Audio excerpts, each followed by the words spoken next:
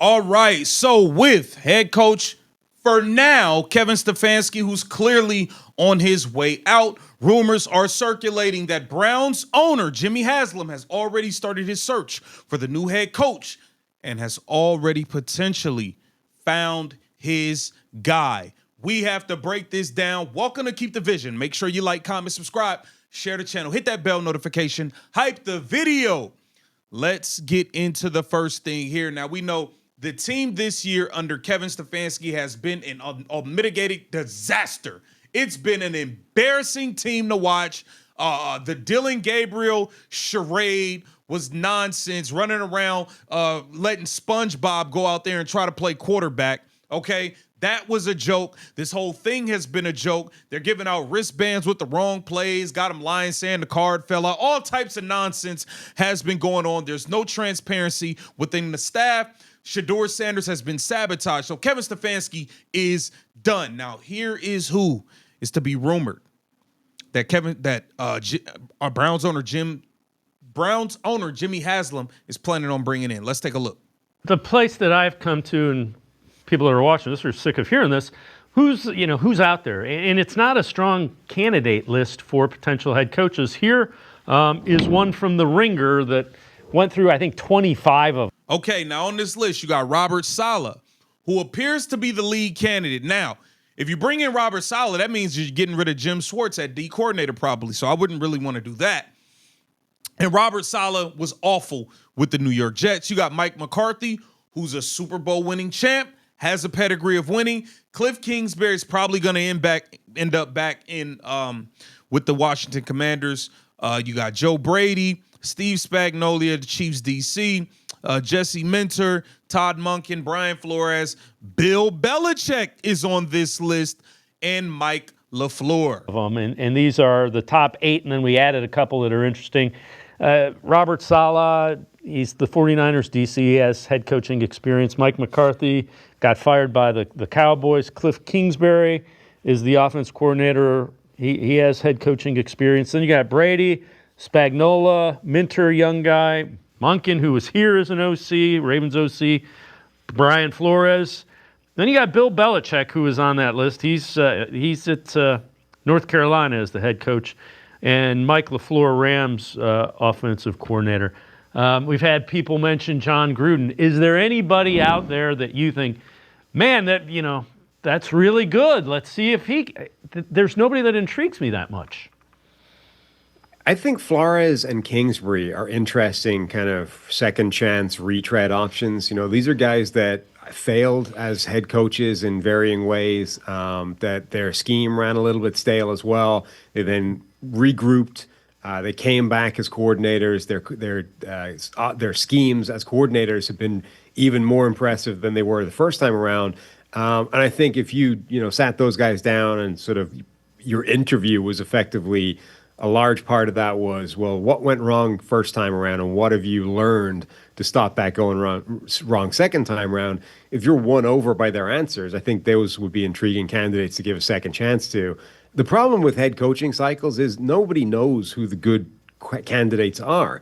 Right now, you've got Schottenheimer over in Dallas looking like one of the better coaching hires of the year, and nobody even wanted to talk to him, let alone hire him. Like Jerry Jones was laughed at for hiring Brian Schottenheimer because it felt like it's Jerry Jones just being cheap. He's a guy that was already in the building. And yet right now he's getting rave reviews as the leader of men and how good a job he's doing. The offense, his side of the ball has been spectacular. And nobody would have seen that coming. So much of being a head coach is stuff that we just don't get to see from the outside. You might have a good idea who's a good schematic mind and who can bring a good offense or a good defense to the table, but we don't really know who is going to be the correct leader of men. So out of that list, I think they'll probably end up going with maybe I don't know. Mike McCarthy's not terrible, man. I mean, he has one. I don't know, man. It's not a great pool, to be honest with you. Let's go over to Ken Carman and see what they was talking about, because they have a very interesting candidate that they brought up on their platform. Let's give it a listen. Head assistant coach, right? The assistant head coach, whatever that was, running backs coach. The head coach of that team was Doug Pederson. Doug Pederson has the Super Bowl. Doug Pederson has the offensive mind, right? Played quarterback in the NFL. He was brought into Jacksonville to, change things with Trevor Lawrence. His career was going downhill, and that didn't work. But Doug Peterson's a guy that Andrew Berry has experience with when he was in that football operations job, vice president. And he's also a guy that's won a Super Bowl, is a strong-minded head coach, is a guy that's might not blow him out, might not publicly throw him under the bus, won't be seen as a puppet at all. He's only 57. He's only 57 Which is pretty years crazy. Old. And if he's not on that little list that you have in your He envelope, is not on the list. You might want to reopen the list. I thought you were saying Deuce Staley, and I was like, okay, that might be interesting. And then when you said Doug Pederson, I think the people watching on YouTube probably saw my face. I'm not really excited about that possibility. Well, I can understand that. I was very excited.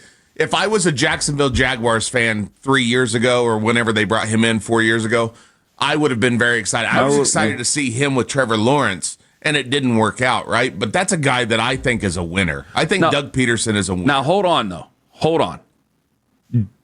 I wouldn't. Is Shador your starting quarterback going into next year? I don't know. Okay, because that matters. Because if Doug Pederson couldn't get it going with Trevor Lawrence, now I think Trevor Lawrence is overrated. Yeah. But it's like, dude, you couldn't get Trevor Lawrence to play to a higher level. Right. Meanwhile, I got Liam Cohen having him play at a higher level. What? I don't know if I trust you with Shador. Doug Peterson's also a guy that you go, hey, Andrew Berry can go, hey, I've got this young guy, Tommy Rees. He at least has some play calling that looks like it's working with Shador. Hey, let's keep him in that offensive coordinator role. Mm-hmm. Those are things that are possibilities. I didn't say it's something that I liked or that I wanted Doug. I'm not standing on a hill for Doug Pederson right now. It's an idea. I'm just saying when I start reading tea leaves and connecting dots, that's one that doesn't not make sense to me. He wouldn't be on my list, and I would not want him to be, because I don't like to fight you on things. And I'm not doing a list of guys that I want or don't want. This is guys that I think make sense and are probable. Man, I don't know, man. I don't know about the Doug Peters situation. I don't know, man. I don't know if that's where I would be looking. But who knows, man? He does have ties to people within the organization. Maybe that is a situation that Jimmy Haslem would feel comfortable pivoting to. Who knows? I don't know. Doug Pederson does have a Super Bowl ring. He's a Super Bowl winning head coach. You can't take that away. So he has winning pedigree, but his last stop in Jacksonville was not good. But I know Jacksonville's winning games. I don't think Trevor Lawrence is very good regardless. I just don't. I don't think he's like that. So interesting. Get down in the comments and let me know. Who do you think Jimmy Haslem is leaning towards? Let me know. Let's have this conversation. Let's keep the vision. Make sure you like, comment, subscribe.